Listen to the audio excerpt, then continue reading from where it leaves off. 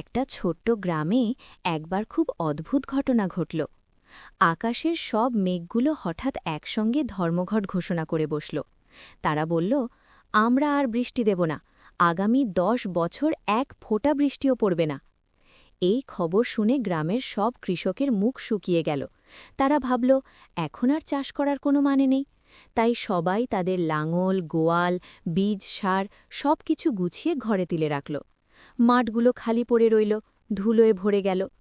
কিন্তু গ্রামের এক কোণে একজন কৃষক ছিলেন, নাম ছিল রামু কাকা। তিনি কিন্তু থামলেন না।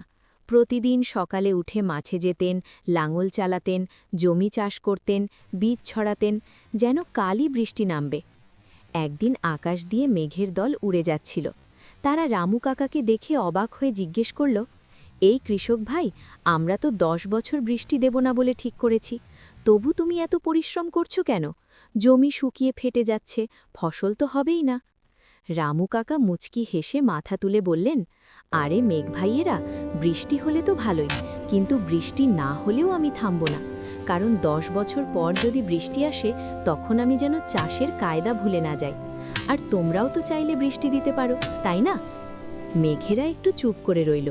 তারপর নিজেদের মধ্যে ফিসফিস করে বলতে লাগল, এই লোকটা এত পরিশ্রম করছে যাতে আমরা বৃষ্টি দেওয়ার কায়দা ভুলে না যাই।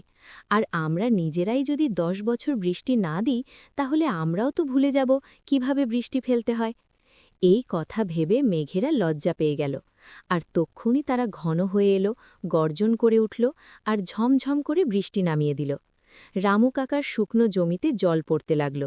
কয়েকদিনের মধ্যেই সবুজ ডগা মাথা তুলল, ফসল ফলে উঠল। অন্য কৃষকরা অবাক হয়ে মাথা চুলকাতে লাগল, আমরা তো সব ছেড়ে দিয়েছিলাম। রামু কাকা শুধু হাসলেন আর বললেন, পরিস্থিতি যতই খারাপ হোক, কাজ থামিয়ে দিলে সব শেষ, চালিয়ে যাও, একদিন না একদিন ফল পাবেই। গল্পের শিক্ষা: সাফল্য শুধু তাদেরই হয় যারা প্রতিকূল পরিস্থিতিতেও হাল ছাড়ে না, কঠোর পরিশ্রম চালিয়ে যায়।